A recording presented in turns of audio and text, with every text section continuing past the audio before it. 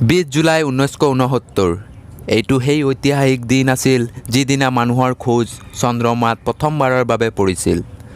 আমেৰিকাৰ এষ্ট্ৰনট নীল আৰ্মষ্ট্ৰঙে নাছাই বনোৱা এপল' 11 মিছনৰ সহায়ত চন্দ্ৰমাত প্ৰথমবাৰৰ বাবে ভৰি দিয়া প্ৰথমজন ব্যক্তি হৈছিল। এপল' 11ৰ ছাকচেছৰ পাছত নাছাই চন্দ্ৰত মানুহ পঠিয়াবলৈ আৰু বহুকেইটা মিছন কৰিছিল, যেনে এপল' 11, এপল' 14, এপল' 15, এপল' 16 আৰু এপল' 17। নাছাৰ সকলোকেইটা মিছন ছাকচেছ হৈছিল।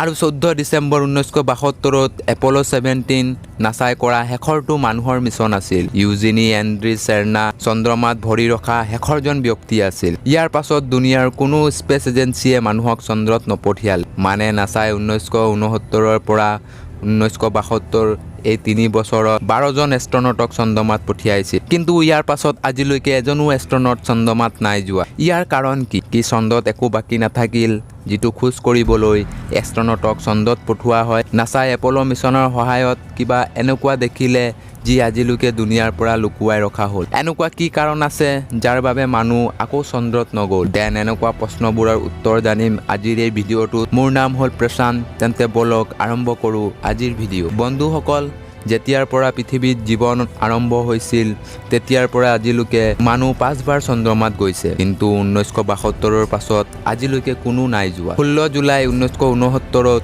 এপল' 11ক লঞ্চ কৰা হৈছিল, য'ত 3জন এষ্ট্ৰনট নীল আৰ্মষ্ট্ৰং, বাজ এলড্ৰিন, মাইকেল কলিনক পঠোৱা হৈছিল। এই মিছনত গোটেই দুনিয়াৰ চকু আছিল। এই মিছনৰ সহায়তে মানুহে প্ৰথমবাৰৰ বাবে চন্দ্ৰত ভৰি দিবলৈ গৈছিল। যেতিয়া এপল' 11 ধৰতীৰ এটমস্ফিয়াৰক পাৰ কৰি স্পেচত গৈ পালে, তেতিয়া নাছাৰ কণ্ট্ৰল চেণ্টাৰ 24 ঘণ্টা এপল' 11ৰ এষ্ট্ৰনটৰ সম্পৰ্কত আছিল।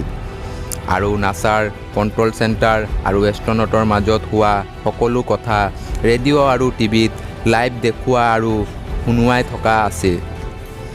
কিন্তু বন্ধুসকল, মাজত এটা এনেকুৱা সময় আহিছিল নাছাই এষ্ট্ৰনটৰ মাজত হোৱা কিছুমান কথাৰ কিছু মিনিট কাটি দিছিল। বন্ধুসকল, যিকোনো ইনফৰমেশ্যন ভেৰিফাই হোৱাৰ পাছতে টিভি আৰু ৰেডিঅ'ত দেখুওৱা বা শুনোৱা হৈছিল।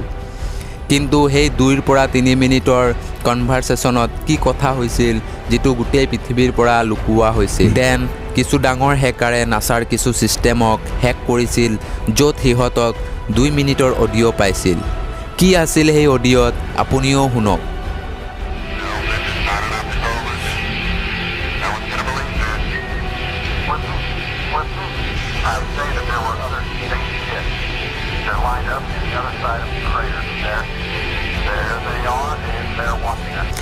বন্ধুসকল, এই অডিঅ'ত নীল আৰ্মষ্ট্ৰঙে কণ্ট্ৰল ৰুমৰ পৰা এইটো ক'বলৈ চেষ্টা কৰিছে যে তেওঁলোকৰ পৰা অলপ আঁতৰত এখন এলিয়েন শ্বিপো ৰখি আছে, যাৰ পৰা চিধা আমাকে চাই আছে। UFOৰ এক্সপাৰ্টৰ মতে এলিয়েন চিভিলাইজেশ্যন আজিও আছে। যিবোৰ ফটো চন্দ্ৰত লোৱা হৈছিল সেইবোৰ বহুত এডিট কৰাৰ পাছতে ৰিলিজ কৰা হয়। যেনেকৈ এই ফটোখনত আপুনি নীল আৰ্মষ্ট্ৰঙক আপুনি আমেৰিকান ফ্লেগৰ পাছত থিয় হৈ চেলিউট কৰি থকা দেখা পাইছে। কিন্তু আমি এই ফটোখনৰ এক্সপ'জাৰ বঢ়াই চাওঁ তেন্তে ওপৰৰ ছাইডত এটা ৰহস্যময় অবজেক্ট দেখা পাব।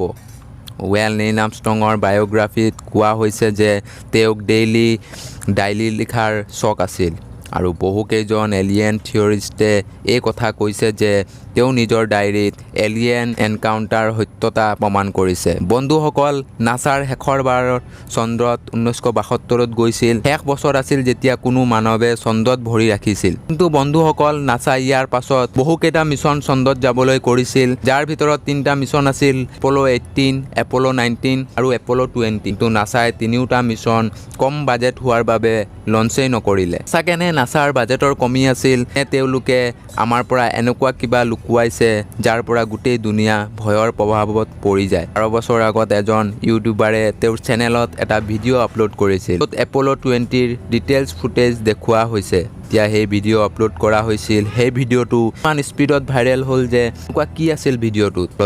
সেই ভিডিঅ'টোত সোভিয়েট আৰু আমেৰিকাৰ দ্বাৰা 1974ত এটা মিছন লঞ্চ কৰা হৈছিল, য'ত চন্দ্ৰমাত আকৌ এষ্ট্ৰনটক পঠোৱা হৈছিল। এই ভিডিঅ' ক্লিপটোত কেভিনে চন্দ্ৰৰ এটা ভিডিঅ' কৰি থকা দেখা পাইছে, কিন্তু এই ভিডিঅ'টোত খুৱাবলৈ এটা বস্তু দেখুওৱা হয়, সেইটো হ'ল এটা ফিমেল বডি, যাৰ নাম মনালিসা 1 ৰখা হৈছিল। যেতিয়া এই ভিডিঅ'টোৰ বিষয়ে নাছাই গম পালে, তেতিয়া নাছাই এইটো এপ'ল' 20 হক্স কৰি দিলে। মানে এই মিছনৰ সকলো ডিটেইলছ ফেক হয়। 15 জুলাই 2007 চনত এপ'ল' 20ৰ এষ্ট্ৰনট উইলিয়াম ৰেডলেইজে এটা ইণ্টাৰভিউ কৰিছিল আৰু এইটো টিভিত এটা ডকুমেণ্টাৰী ৰূপত দেখুওৱা হৈছিল, যিটোৰ টাইটেল আছিল aliens on the moon in the truth expose, য'ত কোৱা হৈছিল যে এপ'ল' 20ক ডেডপট নামৰ ক্ৰেটাৰত লেণ্ড কৰা হৈছিল। তাৰ পৰা কিছু দূৰত এষ্ট্ৰনটে ভঙা শ্বিপ দেখা পাইছিল, যাক চাই লাগিছিল যেনিবা বহু বছৰৰ পৰা পৰি আছিল। যেতিয়া এষ্ট্ৰনট সেই এলিয়েন শ্বিপৰ ভিতৰত গ'ল, তেতিয়া তেওঁলোকক তাত দুটা এলিয়েনৰ ডেড বডি পাইছিল, য'ত এটা মেল আৰু আনটো ফিমেলৰ আছিল। তাৰ পৰা ফিমেল বডিটোক পৃথিৱীত অনা হৈছিল আৰু এইটো এটা ছিক্ৰেট লোকেশ্যনত লৈ যোৱা হৈছিল আৰু সেই ঠাইটো আছিল এৰিয়া 51। উইকিপিডিয়াত এই এপ'ল' 20 ৰহস্যটোক নাছাই ফেক বুলি কৈ কথাটো লুকুৱাই দিছিল, কিন্তু বহুখিনি UFO ৰিচাৰ্চাৰে এই ষ্টৰিটোৰ সন্মতি প্ৰকাশ কৰা দেখা গৈছে। তেন্তে বন্ধুসকল, আপোনালোকক কি লাগে?